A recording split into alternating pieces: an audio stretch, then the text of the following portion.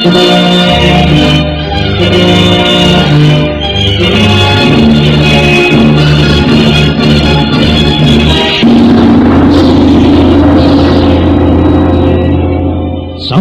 Cerita mempersembahkan Sabda Pandita Ratu. Sabda Pandita Ratu, naskah ditulis oleh Pondra Swasti Langit, diolah oleh Agus Nur Ismail, teknik dan montase Ibing Arifin, dengan sutradara Dian Pertiwi. Sabda Pandita Ratu kali ini mengetengahkan episode yang ketiga dengan judul Purnama Kambang Ayun. Dalam seri yang ke-69 ini dengan para pemain Tari Sanja sebagai Maharani Sri Sanjaya Warsa, Ferry Fadli sebagai Kameswara, Eli Ernawati sebagai Kanderes, Apu Burhan sebagai Empu Surya Suci, Naryo sebagai Boja Pradata, Suryadin sebagai Tranggana, dan pembawa cerita Hasdi Suhastra.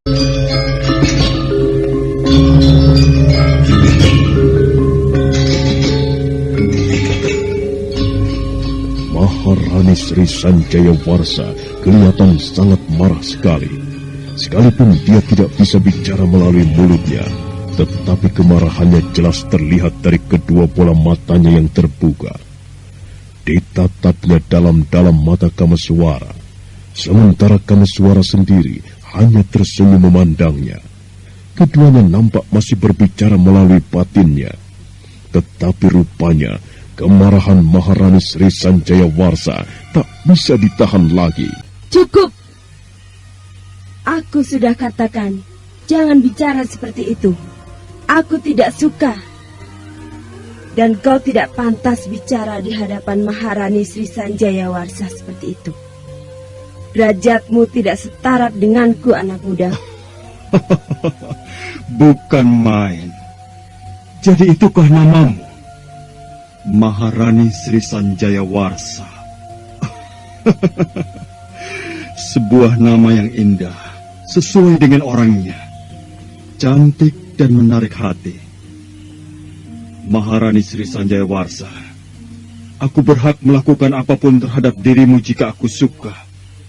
Karena aku adalah bagian dari takdir perjalanan hidup suamimu. Dan terus terang, aku mencintaimu, Maharani. Tidak, jangan anak muda. Jangan kau sentuh aku. Nanti kau akan menyesal. Kenapa? Apakah aku tidak boleh menyentuhmu? Bukan masalah boleh atau tidak boleh. Jika kau sentuh aku, maka aku akan muksa. Dan kau pasti akan menyesal.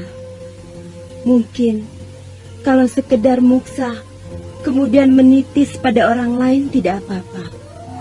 Tetapi jika aku muksa untuk selama-lamanya, berarti aku kembali ke alam keabadian. Semua ramalan suamiku hanya akan menjadi angan-angan saja. Aku mohon, lebih baik mundurlah beberapa tindak dariku. Baiklah. Lalu bagaimana sekarang? Aku sebenarnya menyukaimu. Tindakanmu selanjutnya bagaimana? Apakah kau ingin menitis pada wanita lain? Atau kau ingin muksa selamanya?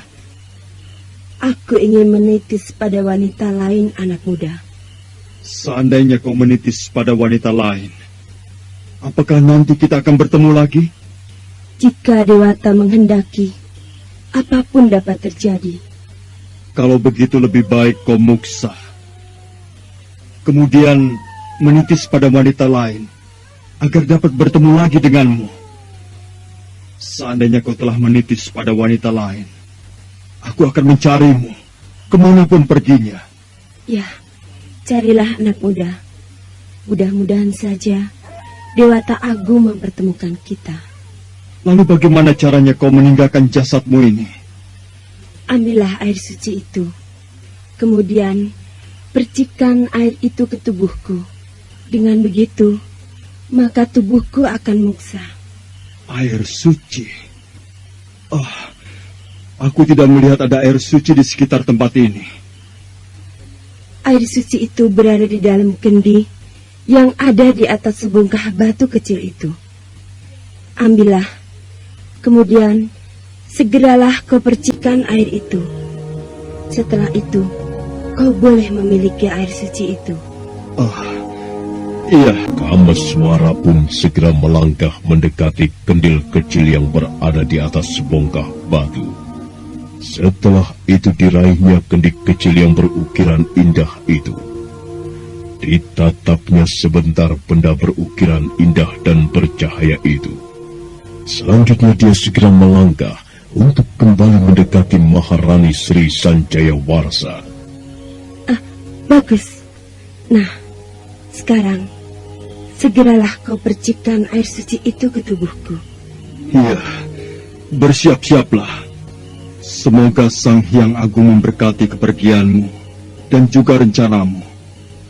Muksalah sesuai apa yang kau inginkan. Kameswara pun segera memercikan air suci itu ke tubuh Maharani Sri Sanjaya Warsa. Setelah itu wajah Kameswara kelihatan tegang. Dan tak lama kemudian, setelah air suci dipercikan, tiba-tiba saja tubuh Maharani Sri Sanjaya Warsa bergerak dan bibirnya pun menyingkingkan sebuah senyuman. Kau sekarang bisa bergerak. Iya, tapi tak akan lama, karena aku akan segera muksa. Anak muda, terima kasih atas bantuanmu ini. Mudah-mudahan saja kelak kita akan bertemu kembali.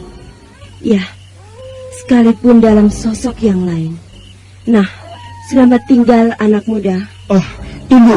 Tunggu Maharani. Ada sesuatu yang ingin kubicarakan. Maharani! Kameswara terkejut dengan apa yang dilihatnya.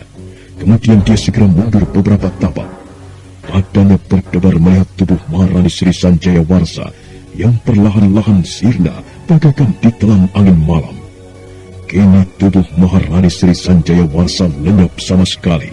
Yang tertinggal hanyalah bau wangi menyapu ruangan itu. Kameswara terpaku sejenak. Tetapi setelah itu, dia tersadar dari keterpakuannya. Kemudian dia pun segera menarik nafas panjang.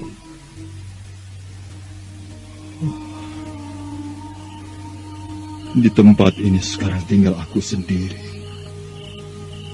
Maharani Sri Sanjaya Warsa dan Rakai Walaing Pukumbayoni telah muksa. Ya, mudah-mudahan saja apa yang mereka katakan menjadi kenyataan, bahwa aku dapat bertemu kembali. Air suci sekarang telah berada di tanganku, dan juga pusaka keris milik Rakai Walaing Pukumbayoni. Lalu bagaimana sekarang dengan air suci ini? Apakah aku akan meminumnya? Kameswara kelihatan masih bingung dengan apa yang harus dilakukannya. Ditatapnya kembali air suci yang berada di dalam kendi indah itu. Kita tinggalkan sejenak Kameswara yang tengah kebingungan dengan apa yang harus dilakukannya. Sekarang marilah kita tengok sebuah rumah sederhana di desa Panawijen. Saat itu tepat ketika Maharani Sri Sanjaya Warsa muksa, rupanya ada seorang gadis yang tersentak dari mimpinya. Kejadian ini pun mirip seperti yang terjadi pada Kan Arok. Dengan nafas yang tak beraturan, gadis itu pun segera bangkit dari balai-balai bambu tempat. Dewata Agung, aneh sekali mimpiku tadi. Baru kali ini aku bermimpi seperti itu. Aneh dan beruntung aja. Ayah! Ada apa dengan Gendedes? Malam-malam seperti ini kok berteriak-teriak seperti itu? Ayah! Ada apa Gendedes? Malam-malam kok menjerit-jerit? Ada apa? Ayo bicara. Ayah, Hah? saya... Kau pasti bermimpi. Iya, begitu. Iya. Tapi saya bermimpi aneh, Ayah. Mimpi saya seolah-olah benar-benar terjadi. Cuma karena mimpi saja kok berteriak-teriak seperti itu. Wajahmu sampai pucat seperti ini. Mimpi apa sebenarnya kau, Ndu? Saya bermimpi berada di suatu tempat. Dan itu saya rasakan seolah-olah bukan seperti bermimpi. Ketika saya berada di tempat itu, tiba-tiba seorang pemuda tampan muncul sambil memerciki saya dengan air suci yang diambil dari dalam kendi. Dan saya sangat terkejut sekali, Ayah. Hanya karena bermimpi seperti itu, kau menjerit-jerit memanggil ayah. Kendedes, Kendedes. Ayah, Ayah jangan tertawa dulu. Saya menjerit lantaran saya merasakan mimpi saya seolah-olah kenyataan. Saya jelas sekali merasakan percikan air itu, Ayah. Sudahlah, Ndu. Mimpi tetaplah mimpi. Sekalipun kau seolah-olah merasakan itu kenyataan. Dan mimpi adalah kembangnya orang tidur. Tetapi Ayah, bukankah mimpi pun bisa jadi adalah sebuah isyarat? Artinya, sebuah isyarat yang mungkin saja akan membuktikan munculnya sebuah kejadian, Ayah. Iya, mungkin saja bisa begitu. Tapi sudahlah, jangan kau pikirkan yang tidak-tidak lagi. Sebaiknya kau tidur kembali, agar pikiranmu tenang dan istirahatmu lebih leluasa. Iya, Ayah. Kalau kau takut, biar ayah akan menemanimu di sini. Tidurlah. Kelihatannya kau ngantuk sekali.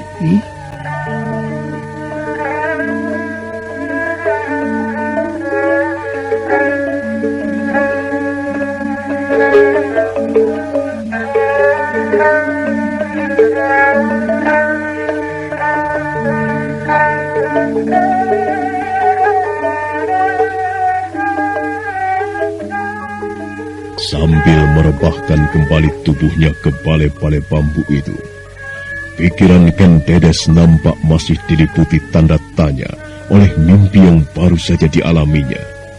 Sementara Empu Surya Suci menemani anaknya duduk tak jauh dari balai-balai itu.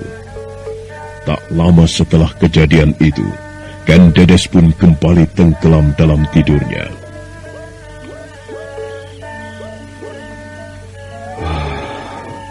Jagat Dewa Batara, benarkah apa yang dialami anakku melalui mimpinya? Seandainya benar, mudah-mudahan saja semua itu jangan sampai mengisyaratkan sebuah kejadian buruk. Lindungilah aku dan anakku, oh Sang Hyang Jagat Batara.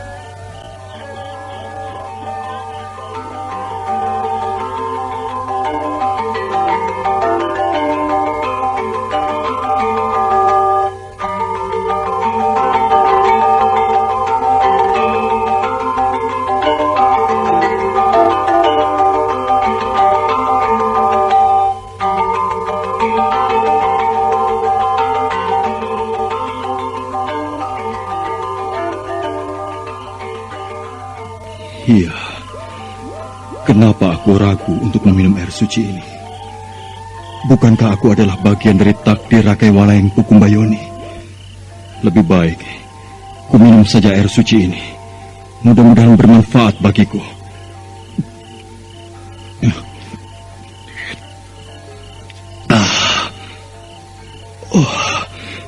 Hangat sekali air suci ini. Tenggorokanku terasa lega setelah meminum air ini. Lebih baik, ku minum saja sampai habis. Kembali air suci yang berada di dalam kendi itu diminum oleh Kameswara. Tapi kali ini air itu diteguknya sampai habis. Tetapi setelah beberapa saat, Kameswara meneguk air itu. Tiba-tiba saja dia merasakan sesuatu yang lain dari dalam tubuhnya. Kenapa tiba-tiba tubuhku jadi terasa panas? Apakah ini akibat dari air suci itu? Gila, rasa panas ini terus menjalar ke seluruh tubuhku. Kenapa bisa jadi begini? Rasanya aku tidak kuat menahan rasa panas ini. Rasa panas ini semakin lama semakin tinggi saja. Tubuh Kameswara bergetar hebat. Dia berusaha melawan hawa panas dari dalam tubuhnya.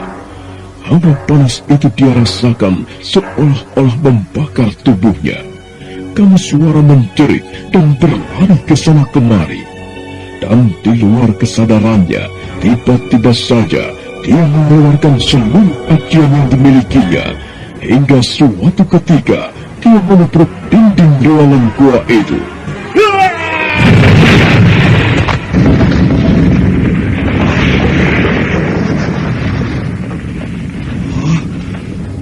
Dinding itu ambruk berantakan. Apakah karena kekuatan yang keluar dari tubuhku sehingga aku mampu menjebolkan dinding ruangan ini?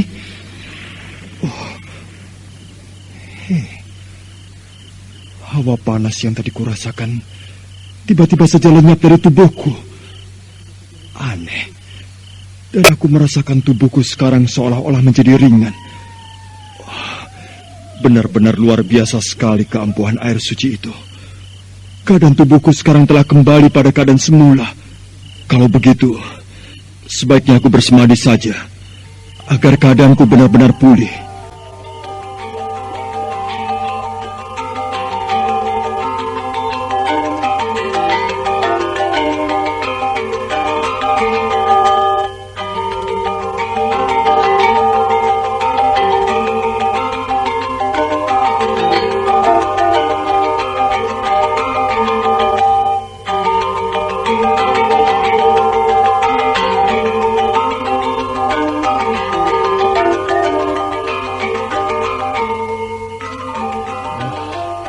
Suasana sekarang ini benar-benar berbeda dengan 40 tahun yang silam, Tranggana.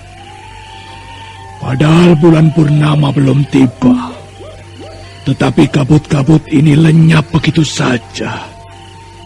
Aku jadi curiga. Jangan-jangan telah terjadi sesuatu di air terjun itu. Iya, bisa jadi di air terjun itu telah terjadi sesuatu. Atau mungkin ini adalah akibat dari perbuatan Kanigara. Oh iya, benar juga katamu. Karena yang kita tahu selama ini, hanya dialah yang mampu berbuat begitu. Kalau begitu, kita harus segera mencari Kanigara. Kanigara memang harus kita kuasai. Orang itu cukup mengkhawatirkan kita untuk mendapatkan air suci itu. Kalau saja kejadian ini terulang lagi seperti dulu, artinya Kanigara berhasil membuang air suci itu. Maka aku tidak akan mengampuni laki-laki tua keparat itu. Wah, kalau begitu, ayo kita dekati air terjun itu. Kita lihat apakah air terjun itu dapat dilihat dengan mata telanjang atau tidak. Ayo. Tunggu dulu. Bagaimana dengan anakmu Hestia Rajasa? Bukankah sebaiknya kita cari dulu mereka? Iya, tapi seharusnya kita tidak perlu mencari Hesti Rajasa dan para Cigading. Seharusnya dialah yang menemui kita di tempat ini. Perasaanku jadi tidak enak. Tranggana, iya. Aku melihat semak-semak di ujung sana bergerak-gerak. Sepertinya ada seseorang yang tengah mengintai kita. Iya, Pradata.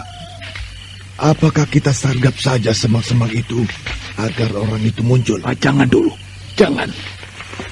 Kita lihat apa yang diinginkan orang itu. Tranggana, awas! Orang itu melemparkan senjata rahasia. Sebuah pisau kecil melesat dengan cepat ke arah Boja Pradata dan Tranggana. Keduanya sempat terkesima melihat hal itu. Namun dengan secepat itu, Boja Pradata dan Tranggana segera berkelit ke samping. Pisau-pisau itu pun akhirnya tak mengenai sasaran. Sementara di balik semak-semak yang tak jauh dari tempat Poja Pradata dan Tranggana, nampak berkelabat sesosok bayangan meninggalkan tempat persembunyiannya. Udara masih terasa dingin, sekalipun kabut-kabut itu telah sirna, dan angin masih berhembus membelai pepohonan serta rumput-rumput liar. Keduanya kemudian segera bangkit berdiri, begitu melihat bayangan itu berkelebat pergi. Keparat, cecunguk itu telah melarikan diri. Pengecut juga rupanya bajingan tengik itu. Untung saja kita selalu siap. Kalau tidak, maka pisau-pisau sudah melahap tubuh kita. Pradata, aku berhasil menangkap sebuah pisau yang dilemparkan orang itu. Kau lihatlah pisau ini. Barangkali kau mengenal siapa pemiliknya. Oh, iya, aku mengenal siapa pemilik pisau ini. Rupanya orang itu pun hadir di tempat ini. Siapa nama orang itu, Pradata? Orang itu bernama Kuda Pandang, berasal dari Gunung Cermai. Iya, aku mengenal pemilik pisau ini dari bentuk gagang pisau yang berupa paruh burung Raja Wali ini. Jadi kau sudah mengenal orang itu? Aku bukan saja mengenal orang itu, tetapi aku juga sering berurusan dengannya. Namun sayang, sampai sejauh ini aku belum berhasil melihat wajahnya. Ia cukup gesit dan culas seperti ular beludak. Kelihatannya banyak sekali tokoh-tokoh hebat yang hadir di wilayah Kembang Ayun ini. Kupikir yang hadir di tempat ini hanya beberapa orang saja. Tetapi ternyata di luar dugaanku. Sudahlah, persetan dengan itu semuanya. Yang jelas air suci itu harus menjadi milik kita. Siapapun yang menjadi penghalangku, maka orang itu akan kuhajar. Pradata, aku mendengar seseorang tertawa. Siapa lagi orang yang akan kita hadapi ini? Lebih baik kita bersiap-siap saja. Jangan sampai lengah. Di tempat ini yang hadir bukanlah orang-orang sembarangan. Aku mendengar suara tertawa itu datangnya dari arah sana. Tranggana, sebaiknya kita lihat saja ke sana. Ayo. Iya. Keduanya kemudian segera melompat ke arah barat.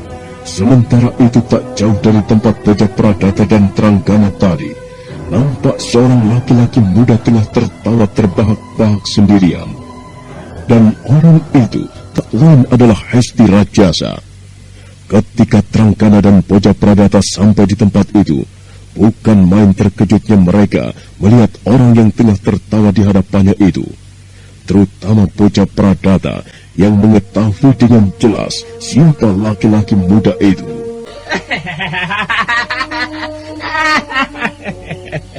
Oh, Hesti Rajasa.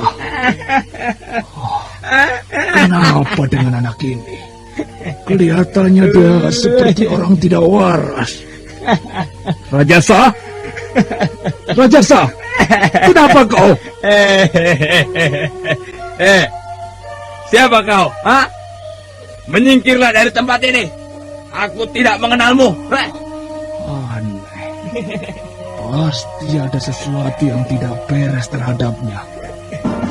Rajasa, sadarlah. Aku ayahmu. Apa sebenarnya yang telah terjadi terhadap dirimu? Keparat. Aku tidak mengenalmu. Pergi. Menyingkirlah dari tempat ini. Jangan sampai aku nanti berbuat kasar terhadap kalian. Ayo. Pergi dari tempat ini. Ayo pergi. Kenapa kalian masih diam saja di tempat itu seperti cecurut kotor? Hah? Pradata, anakmu kelihatannya sudah tidak waras lagi. Dan dia sepertinya sudah tidak mengenal kita lagi. Kenapa anak ini jadi begini? Tranggana, cobalah kau tanya. Barangkali kalau kau yang bertanya, dia akan menerangkan dengan jelas. Iya, baiklah. Rajasa, kau masih mengenali aku? Aku sudah tidak mengenali siapa-siapa lagi di tempat ini. Yang aku kenal hanya paman Paraji Gading. Tetapi sekarang dia sudah mati. Iya, mati. Dan mayatnya sudah kutendang ke dalam jurang. Dia mati. Gila. Apakah aku tidak salah dengar? Rajasa, bicara yang benar. Bagaimana dengan pamanmu? Sudah aku katakan bahwa paman Paraji Gading sudah mati. Terserah kalian mau percaya atau tidak. Mayatnya sudah kutendang ke dalam jurang. Jadi kau telah membunuh pamanmu sendiri. Bocah keparat, tidak tahu diri. Tunggu. Apa yang ingin kau lakukan, Pradata? Lepaskan tanganku. Lepaskan. Biar ku hajar anak keparat ini. Nanti dulu. Kau harus bisa menahan amarahmu. Bukankah kita belum tahu kebenarannya? Apakah Paraji Gading masih hidup atau tidak? Aku yakin Paraji Gading tewas Tranggana. Tentunya Hesti Rajasa masih bersama dia. Kau lihat saja sekarang kenyataannya. Aku mengerti. Tetapi seharusnya kau pun melihat bagaimana keadaan anakmu sekarang. Kelihatannya dia sedang dalam keadaan tidak waras. Aku harap kau bisa menahan amarahmu. Kita tanya Hesti Rajasa secara baik-baik. Iya, baiklah. Hesti Rajasa, kenapa kau sebenarnya? Hentikan dulu tertawamu. Aku ingin tahu kejelasan tentang pamanmu. Apa yang terjadi terhadap Paraji Gading? Hentikan tertawamu, Rajasa. Anak keparat, rupanya kau sudah menjadi bocah edan. Bocah Pradata semakin geram melihat tingkah laku anaknya yang sudah semakin tidak karuan. Hesti Rajasa terus tertawa ketika ayahnya menanyakan tentang pamannya. Tapi suatu ketika, tiba-tiba saja tertawanya berhenti. Dan kali ini, Hesti Rajasa menangis terseduh-seduh.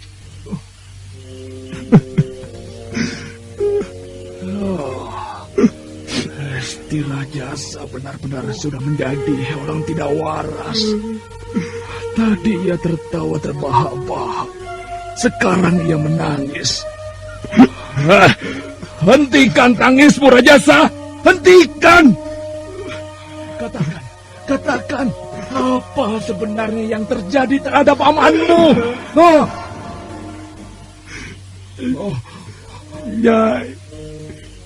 Nyai Salindri yang melakukan itu. Aku tidak mengerti. Bicara yang jelas. Ada urusan apa dengan Nyai Salindri? Ayo katakan. Ayah, dialah yang membunuh Paman Paraji Gading. Apa? Paraji Gading dibunuh oleh Nyai Salindri. Keparat. Jadi perempuan tua keparat itu yang telah membunuh Paraji Gading. Bangsat. Aku harus membalas perbuatan wanita tua laknat itu. Nyai Salindri, tunggulah pembalasanku, keparat. Paman, aku mendengar suara orang berteriak-teriak. Sepertinya aku mengenal suara itu, Paman. Iya, seperti suara bocah Pradata. Aneh, ada apa dengan dia? Kenapa dia berteriak-teriak menyebut namanya Salindri? Oh, aku pikir manusia itu sudah mati. Ternyata dia masih hidup. Kakang Kanigara tentu akan terkejut jika melihat bocah Pradata masih hidup. Jadi, ayah pun mengenal bocah Pradata, Paman? Iya. Kelihatannya bocah Pradata mempunyai masalah berat dengan Nyai Salindri. Siapa sebenarnya Nyai Salindri itu, Paman? Dia seorang nenek yang usianya sudah cukup tua dan mempunyai kepandaian tinggi yang sangat luar biasa sekali, Gensiwi. Apakah kehadirannya di tempat ini, dia pun menginginkan air suci itu? Ya, tak beda seperti para pendekar lain yang datang ke wilayah ini. Dia juga ingin lebih hebat dan dapat menjadi muda kembali. Ternyata wanita yang sudah setua itu masih mempunyai hawa nafsu duniawi yang sangat tinggi. Ya, begitulah watak dari tokoh-tokoh aliran sesat Kensiwi. Kesenangan dunia bagi mereka adalah surga yang tidak boleh disia-siakan begitu saja. Makanya apapun yang dilakukannya selalu dianggapnya remeh. Sudahlah. Lebih baik kita dekati air terjun itu. Ayo. Apakah kita tidak sebaiknya lihat bagaimana keadaan Boja Pradata, Paman? Tidak usah Kensiwi. Kita tidak punya banyak waktu. Lebih baik kita dekati air terjun itu. Ayo. Iya, baiklah. Jika kita sudah berada di dekat air terjun itu, kita harus berhati-hati. Dan juga jangan mudah terpancing dengan orang-orang yang ingin membuat permusuhan. Iya, Paman.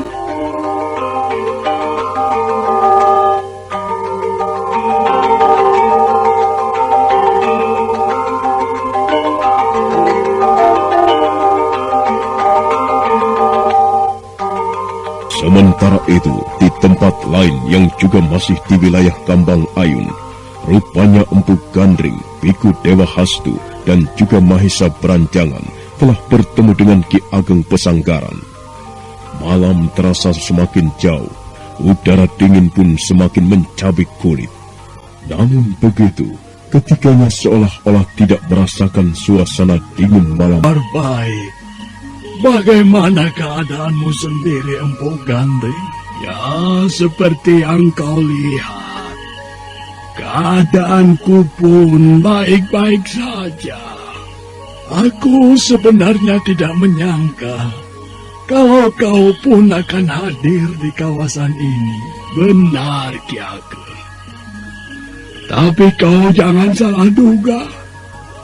Kehadiranku di tempat ini hanya untuk melihat bagaimana sebenarnya kejadian yang akan terjadi. Aku percaya. Dan kau bagaimana, Adi Dewa Hastu? Apakah kau pun dalam keadaan baik-baik? Iya, seperti keadaan Kakang juga. Ya, sungguh sebuah pertemuan yang tidak kita duga-duga.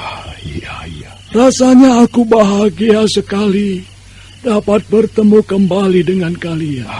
Iya, aku pun merasakan kebahagiaan itu, Kakang. Sudah cukup lama juga kita tidak bertemu. Mahisa Beranjangan, bagaimana kau bisa bertemu dengan kedua pamanmu ini? Saya pun tidak tahu, Ayah. Tiba-tiba saja beliau sudah berada di hadapan saya. Ya, mungkin ini berkat Sang Dewata Agung yang sengaja mempertemukan kita semua. Dan juga atas bimbingan Empu Gandring serta Paman Dewa Hastu. Kalau saja tak ada Empu Gandring dan Paman Dewa Hastu, mungkin saya belum tentu dapat bertemu dengan Ayah. Iya. Empu Gandring, Adi Dewa Hastu. Iya, Kakang. Sebaiknya kita istirahat dulu di sini. Aku rasa tempat ini pun cukup baik untuk istirahat. Ya, kelihatannya suasana mulai pagi. Ayolah. Iya, dan duduk di atas bongkahan batu besar yang berada di tempat itu. Sementara Ki Ageng Pesanggaran sendiri duduk tak jauh dari mereka. Malam terus berlari menapaki waktu. Rembulan bergulir tidak terasa. Perlahan sekali, fajar pun mengintip dari arah timur. Cahayanya menyebar menyelusup di antara dahan-dahan pohon. Sebentar kemudian matahari pun sudah melambang di antara pebukitan. Wah, benar-benar segar sekali udara di daerah ini. Kakang, apakah selama berada di tempat ini Kakang bertemu dengan para tokoh lain yang menginginkan air suci itu? Iya. Tapi aku baru bertemu dengan Nyai Salindri. Iya. Tetapi walaupun begitu, aku tahu siapa-siapa tokoh sesat yang hadir di wilayah ini. Iya. Seperti Boja Pradata, Paraji Gading, dan juga Hesti Rajasa. Iya. Ternyata berita tentang keampuhan air suci itu benar-benar sangat luar biasa sekali, Kakang. Cukup membuat para tokoh aliran sesat tergiur untuk datang ke tempat ini. Lalu siapakah di antara mereka yang paling berbahaya, Kakang? Ya, Ki Sabalangit.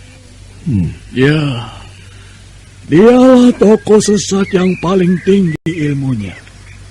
Dia mampu menyerap ilmu lawan, sehingga membuat musuh-musuhnya tidak berani menghadapinya. Menyerap ilmu lawannya?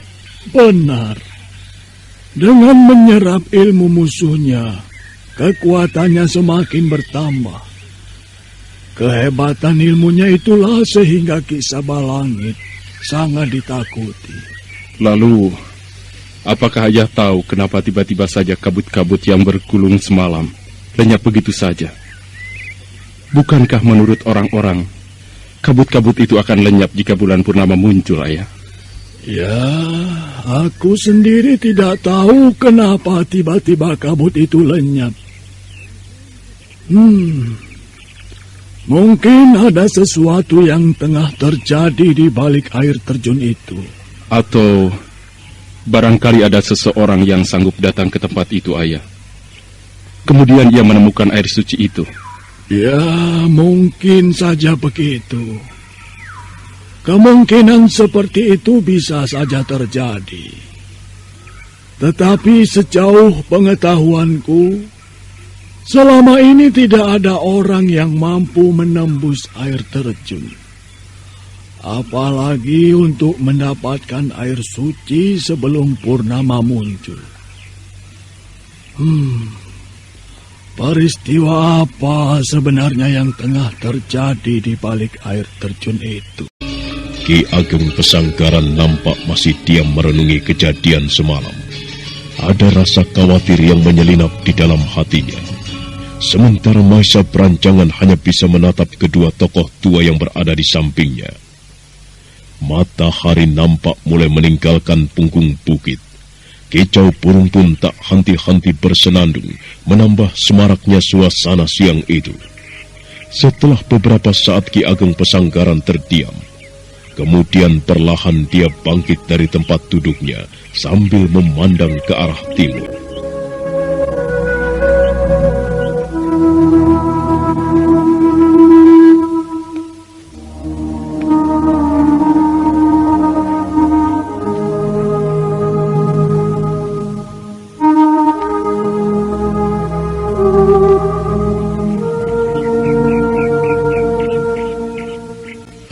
Firasatku mengatakan bahwa di balik air terjun itu ada sesuatu yang sedang terjadi. Aku rasa juga begitu, Ki Ageng.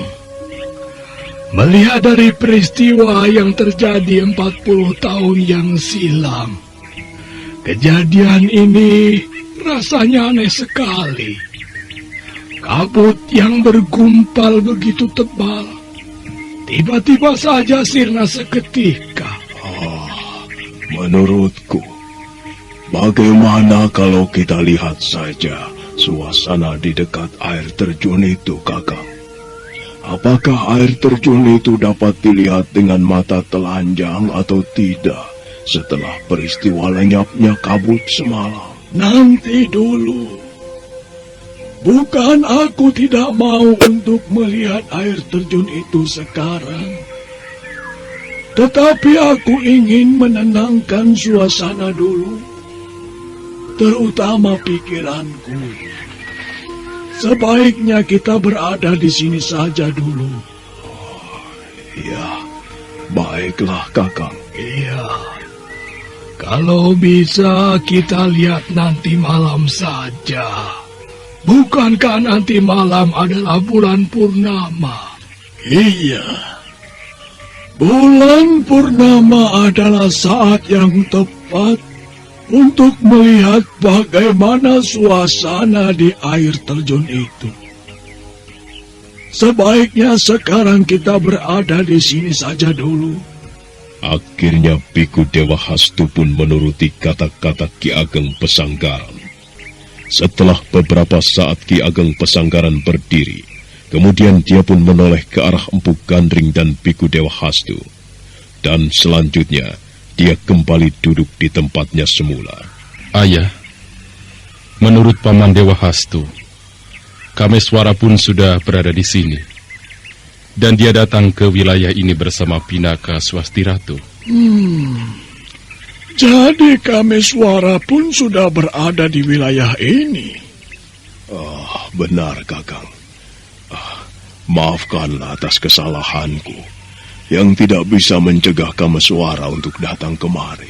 Ya, sudahlah, tidak apa-apa. Kameswara memang anak yang keras kepala.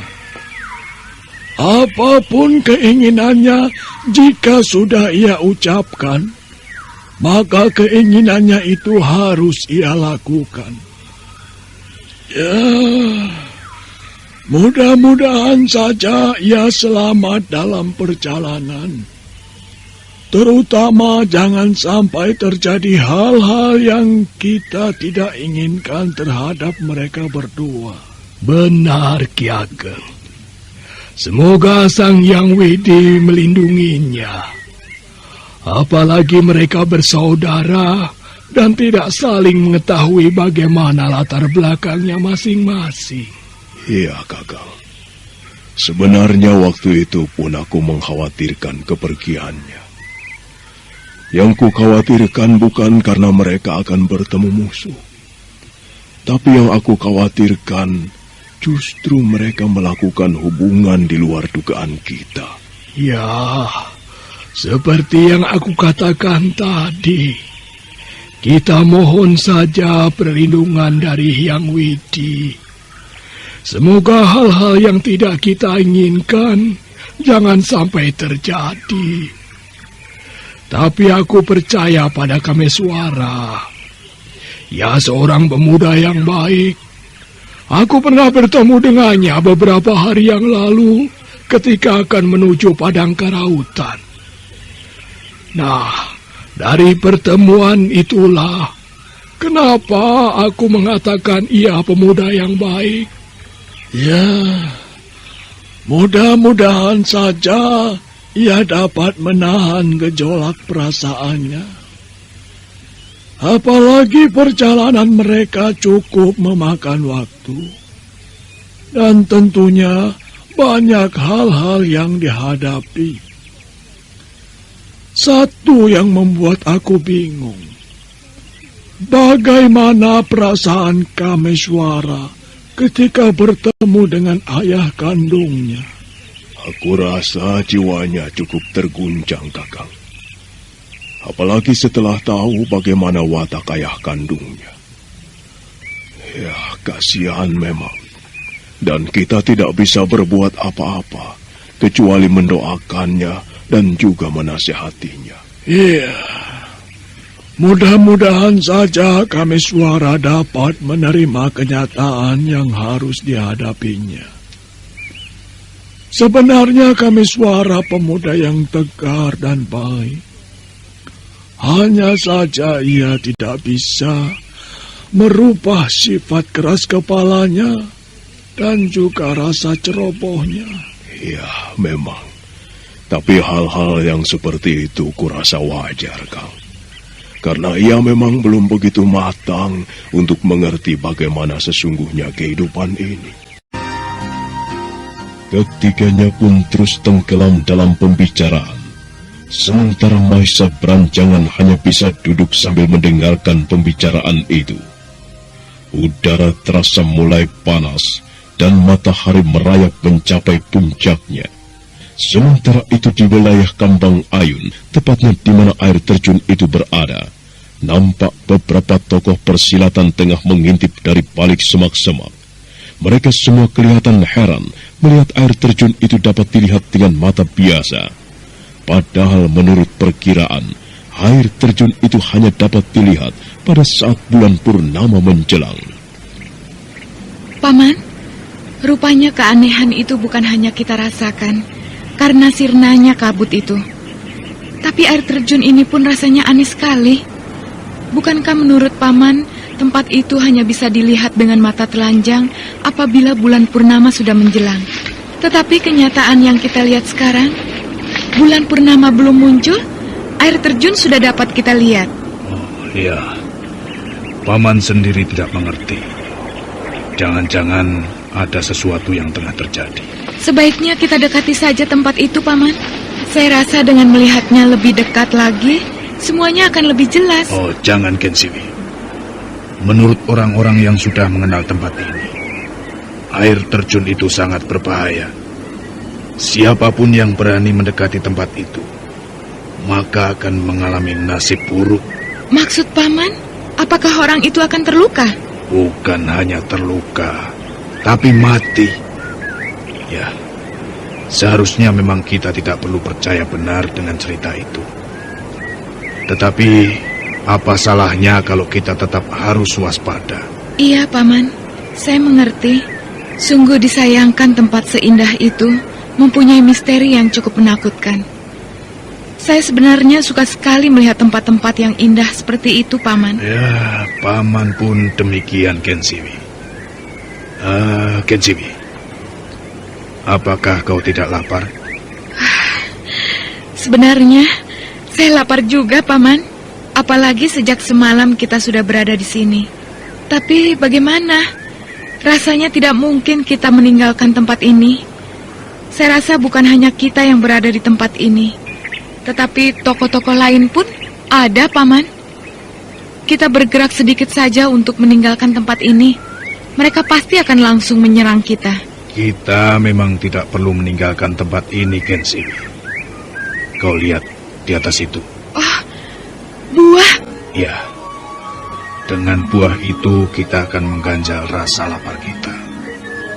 Nah, bergeraklah perlahan-lahan. Kemudian kita langsung melompat ke pohon itu. Ayo. Iya, Paman.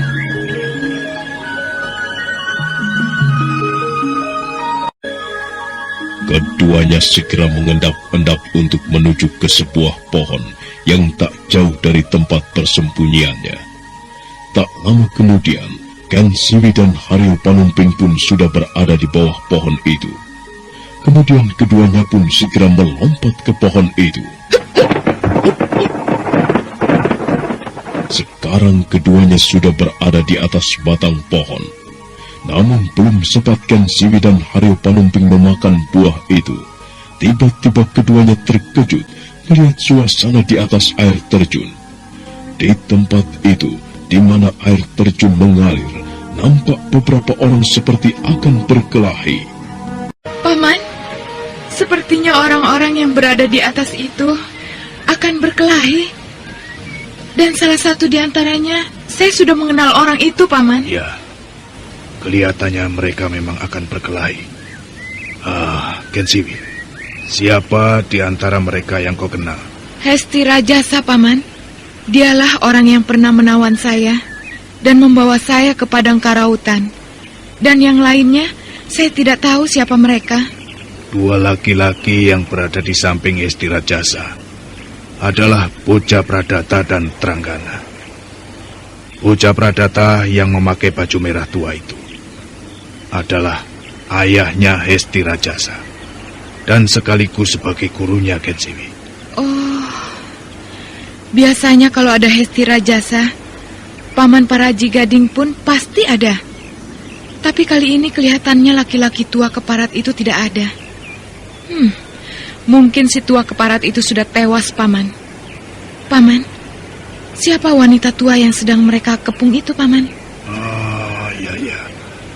Sepertinya wanita tua itu adalah Nyai Salindri. Kalau Paman lihat dari sikap bocah Pradata dan Hesti Rajasa, sepertinya mereka berdua mempunyai dendam kesumat. Sepertinya di tempat itu akan terjadi perkelahian. Paman, sebaiknya kita jangan turun dulu. Saya ingin tahu apa yang akan terjadi di tempat itu. Kensiwi Nareswari kelihatannya penasaran sekali, ingin mengetahui apa yang akan terjadi di tempat itu. Sementara itu, di atas air terjun, di mana bocah Pradata, Tranggana dan Hesti Rajasa berada, suasana kelihatan mulai tegang.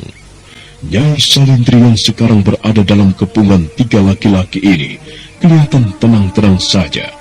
Bahkan dia tertawa terkekeh-kekeh, seakan-akan menganggap remeh 3 orang yang berada di sekelilingnya itu. Perempuan tua yang memuakkan. Aku memang sejak semalam menunggu-nunggu ketemu denganmu. Dan untunglah sekarang kau sudah berada di hadapanku. Kau harus bertanggung jawab atas kematian para Jigading saudaraku.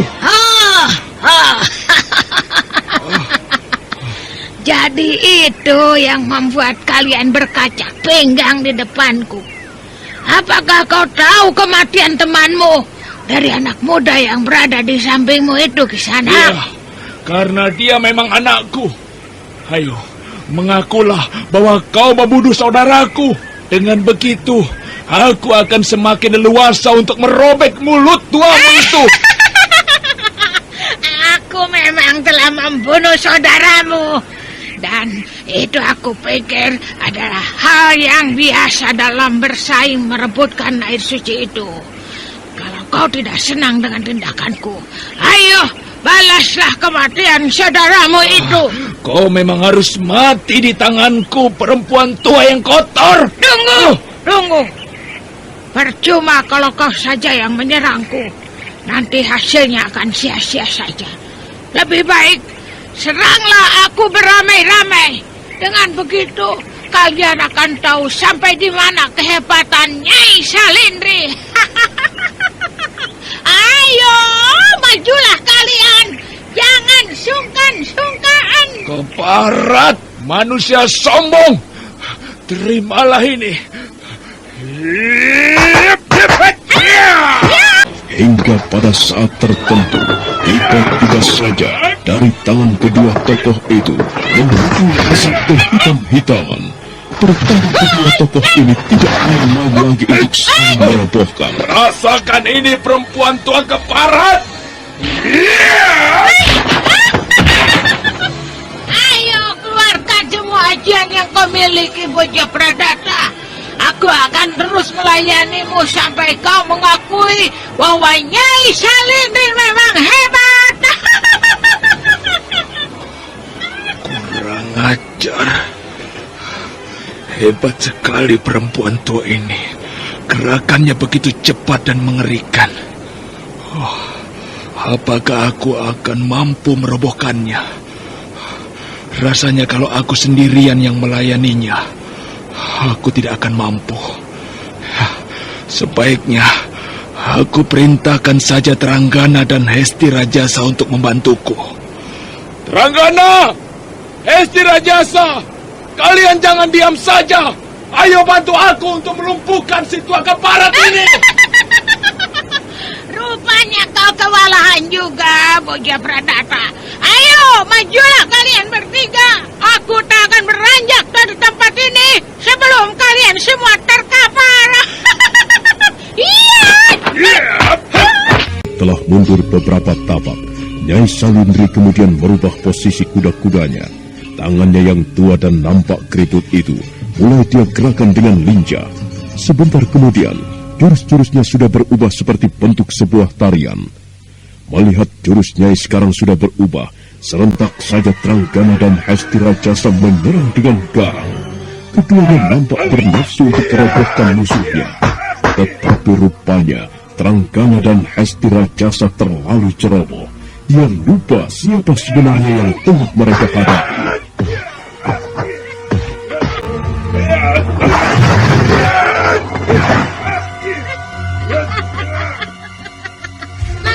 Manusia bodoh. Iya.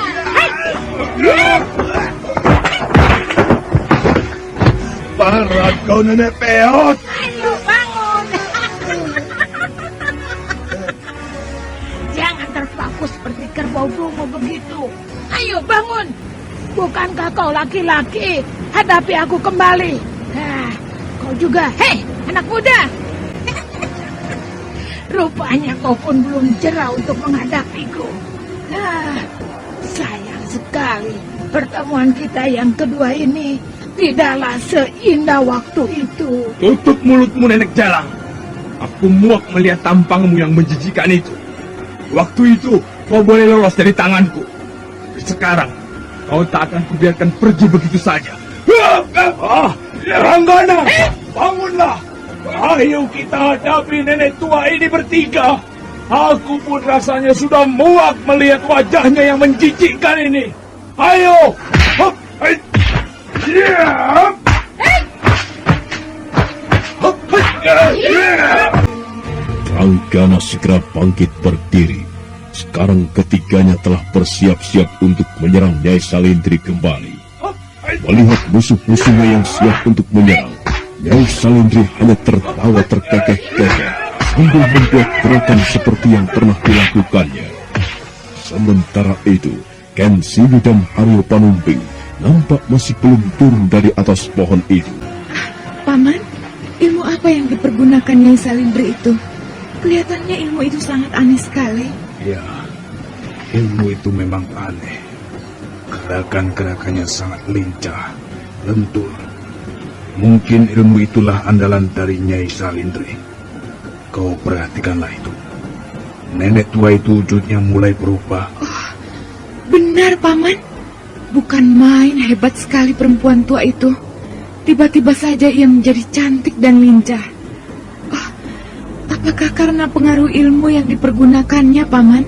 Sehingga Nyai Salindri bisa berubah menjadi cantik seperti itu?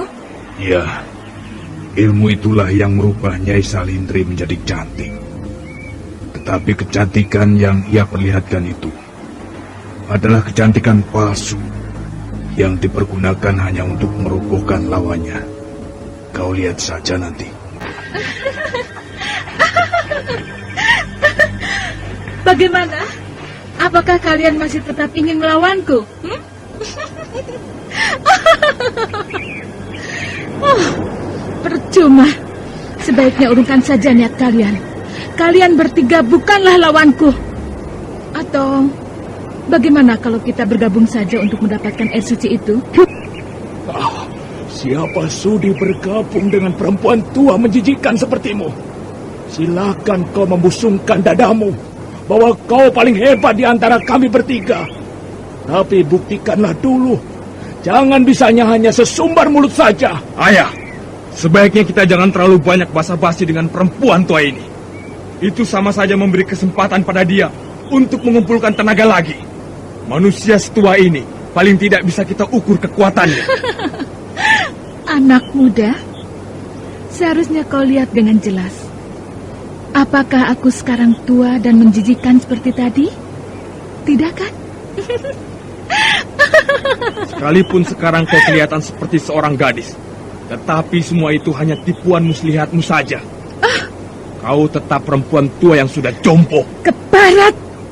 Rupanya kau memang tidak bisa dikasihani anak muda. Baiklah, kalau begitu, rasakan ini. Hiya!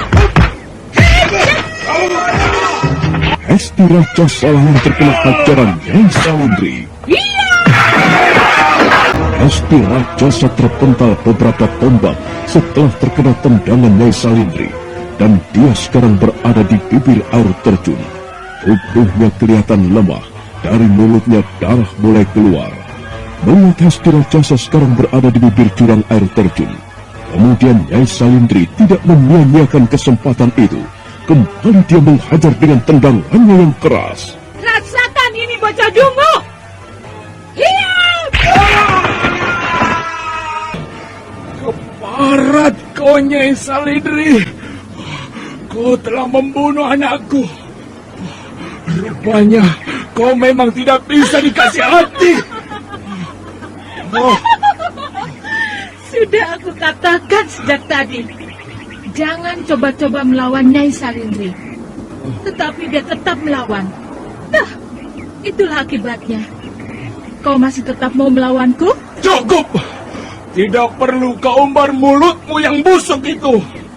Sekarang kau tak akan kubiarkan hidup di jagat ini. Hutang pati harus dibayar dengan pati. Hutang nyawa harus dibayar dengan nyawa. Dan sekarang sudah saatnya kau harus membayar nyawa anakku dan juga nyawa saudaraku. Nah, rasakan ini.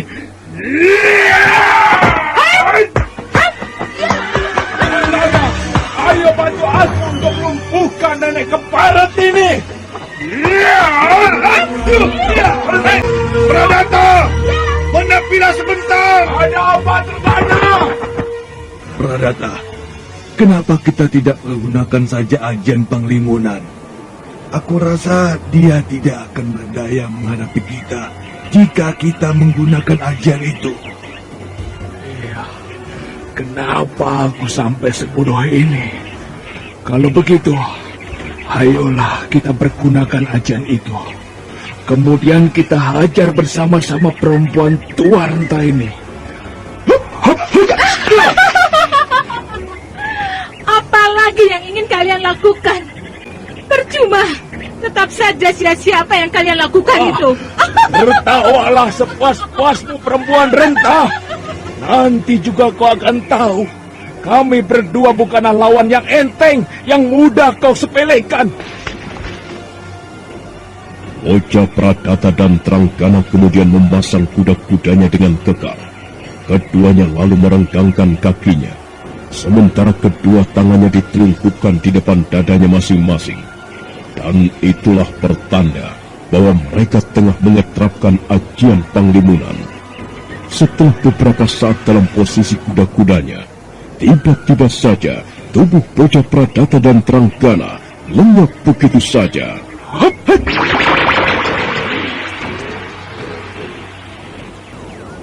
Kurang ajar, licik sekali kalian. Sekalipun kalian telah menggunakan ajian Panglimunan, jangan harap kalian dapat mengalahkan aku. Ayo, majulah manusia-manusia licik.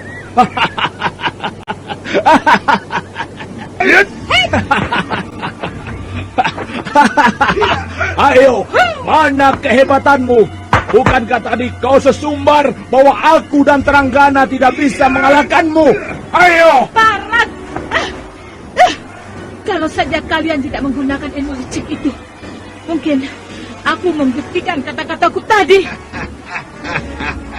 Tak ada yang perlu dikatakan licik, Nyai. Kita masing-masing mempunyai ilmu. Kalau mau dibilang licik, seharusnya kau yang pantas dikatakan licik. Karena kau telah berani mempengaruhi aku dan bocah Pradata dengan menggunakan ajian sialmu. Nah, sekarang bersiap-siaplah untuk kukirim ke neraka.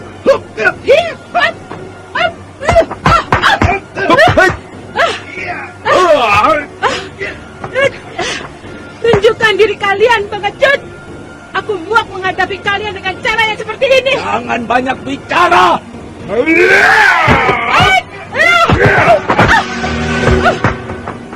Kembali tubuh Nyai Salindri terhuyung-huyung ke belakang karena terkena hajaran bocah Pradata dan Tranggana. Setelah beberapa kali ia terkena hajaran, perlahan wujud Nyai Salindri berubah pada sosoknya semula. Matanya menatap tajam ke setiap sudut tempat, sementara telinganya dia pasang dengan teliti untuk menangkap gerakan-gerakan musuhnya.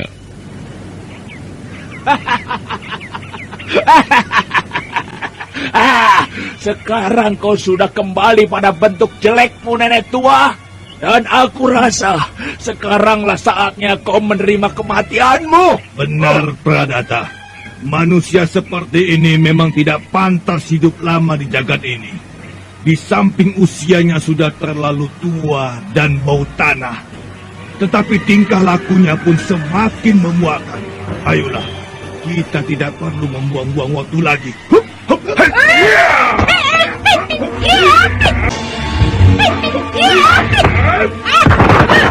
Ayolah, kalau kalian bisa membunuhku, sekalipun Meskipun Ajian Panglimunan telah menolong kalian terhindar dari seranganku, tetapi kali ini pun aku tidak bisa main-main lagi.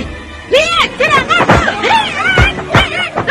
Setelah menggerakkan tangannya beberapa kali, tiba-tiba saja tubuh Nyai Salindri berputar-putar, dan sebentar kemudian tubuh itu melintir dengan cepatnya bagaikan gangsing. Angin kencang dan hawa dingin pun mulai terasa dari apa yang dilakukan oleh Nyai Salindri. Semakin lama, semakin terasa hawa dingin menyebar di tempat itu. Bocah Pradata dan Tranggana pun mulai merasakan hal itu. Ke barat, ternyata perempuan tua ini masih mempunyai ajian simpanan Pradata. Gila. Hawa dingin ini benar-benar kuat. Seluruh sendi tulangku seakan-akan jadi membeku. Kita harus melakukan sesuatu, Tranggana. Rasakanlah oleh kalian keampuhan ajianku yang satu ini. Kalau kalian mau tahu, inilah ajian Astanendra atau ajian tangan tidur. Ke barat, ajian ini benar-benar luar biasa. Tranggana, berhati-hatilah, kita jangan sampai lengah. Jangan beri kesempatan perempuan renta ini melakukan sesuatu. Iya, Pradata. Sekalipun wujud keduanya tidak kelihatan karena ajian Panglimunan, namun jelas sekali dari suara mereka bahwa keduanya mulai kewalahan menghadapi ajian yang dilontarkan Nyai Salindri. Sementara Ken Siwi dan Haryo Panumping yang berada di sebuah pohon masih tetap melihat suasana di atas puncak air terjun itu. Keduanya nampak merasakan ketegangan yang tengah berlangsung di tempat itu. Wah, Nyai Salindri benar-benar tokoh tua yang hebat. Dia seakan-akan tidak kehabisan akal untuk menghadapi Boja Pradata dan Tranggana yang menggunakan ajian Panglimunan. Kelihatannya tubuh Nyai Salindri semakin lama semakin cepat saja berputar, Paman. Ya, perkelahian itu kelihatannya merambah ke tingkat yang semakin tinggi. Kalau saja Boja Pradata dan Tranggana tidak menggunakan ajian Panglimunan, mungkin mereka sudah dapat dikalahkan sejak tadi, Ken Siwi. Kalau saya perhatikan, berarti ajian Panglimunan adalah ajian yang hebat dan sukar untuk dikalahkan. Sekalipun demikian, ajian Panglimunan belum bisa untuk mengalahkan ajian musuhnya, Ken Siwi. Seperti yang kau lihat sekarang, Boja Pradata dan Tranggana belum bisa menembus ajian Nyai Salindri. Iya, Paman. Nah, kau lihat itu. Putaran ajian Astanendra yang dilontarkan Nyai Salindri semakin dahsyat. Ya, aku rasa Nyai Salindri dapat melindungi dirinya dari serangan Boja Pradata dan Tranggana. Benar, Paman. Tapi apakah Boja Pradata dan Tranggana sendiri mampu menerima ajian Astanendra? Oh, entahlah. Lihat saja nanti hasilnya, Ken Siwi. Paman, lihat. Boja Pradata dan Tranggana mulai menampakkan diri. Rupanya mereka tidak sanggup lagi bersembunyi di balik ajian Panglimunannya. Benar saja apa yang dikatakan oleh Ken Siwi. Rupanya Boja Pradata dan Tranggana mulai menampakkan diri. Keduanya kelihatan berusaha untuk melawan ajian yang dilontarkan Nyai Salindri. Tubuh Boja Pradata dan Tranggana mulai menggigil merasakan hawa dingin. Nah, apakah yang dilakukan keduanya untuk menghadapi Nyai Salindri? Mampukah Boja Pradata dan Tranggana melumpuhkan wanita tua itu? Saudara pendengar, untuk mengetahui jawabannya, nantikanlah kelanjutan kisah ini dalam seri berikutnya. Sampai jumpa.